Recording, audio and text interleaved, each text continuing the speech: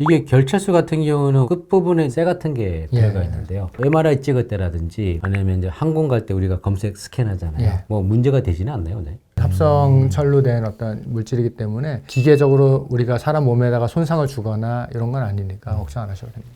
뭐 걱정 안 하셔도 우리 제주도 분이 굉장히 많이 들어오시는데 그게 문제가 있었다면 바로 얘기를 예, 했겠죠. 그렇습니다. 네. 예.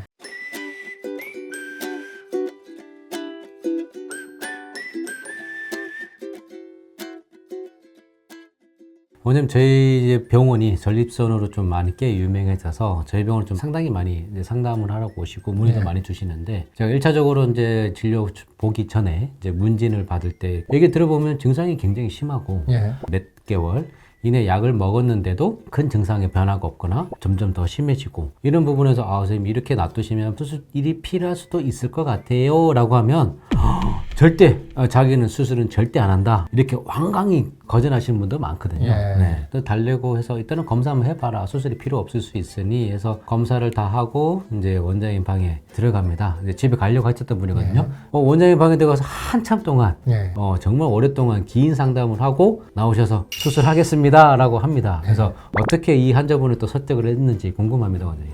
예. 그런 환자분들은 네. 이제 대부분 다 수술이라는 단어에 대한 부담감 때문에 그러신데요. 거부감도 있고. 그래서 칼을 대고 째거나 굉장히 뭐 해집어 넣거나 이런 게 아니고 그냥 굉장히 가는 내시경이 들어가서 전립선 조직을 일부 잘라내거나 아니면은 구멍 정도 뚫는 정도 수준으로 해서 아주 빠르고 크게 후유증이 남지 않는 발전된 기술로 수술을 한다. 흔히 뭐 내과에서 말하는 최소 침습 수술 이런 것들이라는 개념을 설명드리면 대부분 다 빠르게 수긍하고 수술 받는 편입니다. 마취하고 근데 수술하게 되면 또 피가 얼마나 나올지 이런 가지 많이 걱정이 되는데 이런 전립선 비대증은 마취보다 출혈 이런 사항은 좀 어떤가요, 원장님? 물론 뭐 마취를 안 하고 할 수는 없지만 뭐 전신 마취를 굳이 해야 되는 건 아니고요. 그리고 대부분 다 하반신 마취로 끝나고 결찰수 같은 경우에는 국소 마취로 하는 경우가 있습니다. 그래서 마취도 이렇게 뭐 크게 부담 안 가지셔도 되고요. 출혈도 물론 절제술 같은 경우에는 어느 정도 출혈이 있지만은 유로리프트 같은 결찰술, 프로게이터 그리고 또 리줌이나 이런 어떤 주사 주입제만으로 하는 시술 등은 그렇게 출혈이 많지도 않고 출혈이 대부분 다 쉽게 조절이 되기 때문에 거기에 대해서도 뭐 걱정하실 필요는 없다고 봅니다.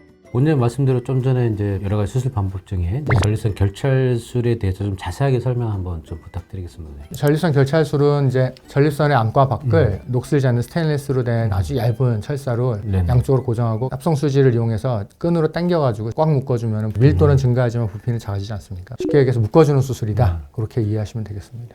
이게 결찰수 같은 경우는 끝부분에 이제 당겨주는데 고리 부분에서는 우리가 쇠 같은 게 들어가 있는데요. 우리가 이제 뭐 이것뿐만 아니라 건강검진이라든지 MRI 찍을 때라든지 아니면 이제 항공 갈 때 우리가 검색 스캔하잖아요. 뭐 문제가 되지는 않나요? 네. 티타늄과 알루미늄 같은 합성철로 된 어떤 물질이기 때문에 물론 전혀 영향이 없다고는 못하죠. 그런 영상의 어떤 방해라든지 CT, MRI 마찬가지지만은 하지만 기계적으로 우리가 사람 몸에다가 손상을 주거나 이런 건 아니니까 걱정 안 하셔도 됩니다. 뭐 걱정 안 하셔도 우리 제주도 분이 굉장히 많이 들어오시는데 그게 문제가 있었다면 바로 얘기를 예, 했겠죠. 그렇습니다. 네. 예. 그리고 또 다른 방법이 아까 후자로 한번 얘기하신 게 있는데 이게 리줌이라는 수술 방법인가요?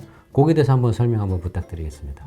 리줌은 전립선 내부에다가 99도에서 105도 내외 아주 뜨거운 증기를 넣으면 우리가 화상을 입지 않습니까? 조직이. 그러면 화상을 입은 조직은 단순히 그 화상을 입은 조직만 이제 소멸하는 게 아니고 주변으로 계속 퍼져나가는 경향이 있기 때문에 이 내부에 있는 전립선 조직을 괴사시키고 그 공간만큼 압착되기 때문에 전립선이 작아지는 수증기에 의한 자연 괴사 그리고 자연 흡수를 이용한 방식인데요. 주사기를 이용해서 주입하기 때문에 출혈도 그렇게 많지 않은 편이고 자연스러운 이 크기 감소가 있기 때문에 조금 시간은 걸릴지 모르지만은 고통이라든지 이런 면에 있어서는 다른 어떤 절제술보다는 좀 더 안전한 게 사실입니다. 그럼 이거 굉장히 뜨거운 김을 넣게 되면 수술할 때는 어차피 마취가 돼서 모르겠지만 이게 마취가 풀리고 나오면 이 통증은 못 느끼나요? 증기에 의한 통증이라기보다는 시술 자체에 의한 통증이기 때문에 어느 정도의 통증은 있겠지만 그렇게 막 심각한 화상의 통증은 아니고요. 그리고 또 하나는 보통 주입을 한 번 하는 건 아니고 크기에 따라서 조금 다르긴 하지만 40에서 60g 정도의 사이즈 적당한 비대증을 가진 분들은 한 4회에서 6회 정도를 사이즈를 넣어놓으면은 천천히 가라앉고 그리고 그 통증은 한 2주 정도는 가라앉는 경향을 보이면서 약간 남아있다 이렇게 보시면 되겠습니다. 안 그래도 궁금했어요. 이게 크기마다 다른데 뜨거운 김 넣어서 이게 큰 거를 다 줄일 수 있는지 한 번으로는 안 됩니다. 한 번으로 되지 않고 여러 번. 그러면은 근데 이게 또 전립선 비대증을 수술하게 되면 또 남성분들이 좀 걱정되는 게 이제 우리가 남성 성기능 이게 또 손상이 주지 않을까 많이 고민들 하시는데 이 수술 방법은 좀 어떤가요? 네. 두 가지 수술의 가장 큰 장점이 또 한 가지가 이런 어떤 성기능에 대한 부작용이 별로 없다는 건데요. 리줌이 아무리 뜨거워도 레이저만큼 가열되진 않고요. 그리고 유로리프트 같은 경우는 아예 열을 사용하지 않기 때문에 성기능에 손상을 주질 않습니다. 그래서 거의 90% 이상은 이 수술 이전과 큰 차이가 없다고 보셔도 되고요. 수술하고 나면은 비대증이 개선되고 염증이 좋아지기 때문에 오히려 성기능이 더 좋아졌다는 분들도 가끔 계시기 때문에요. 뭐 성기능에 대해서는 크게 걱정 안 하셔도 될 것 같습니다.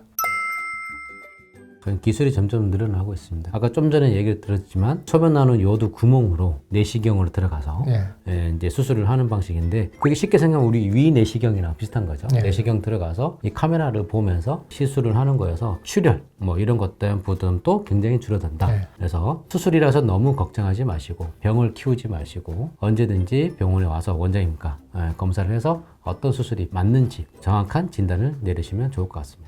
그럼 다음 시간은 더 유익한 정보로 찾아오도록 하겠습니다. 원장님 감사합니다. 네, 감사합니다.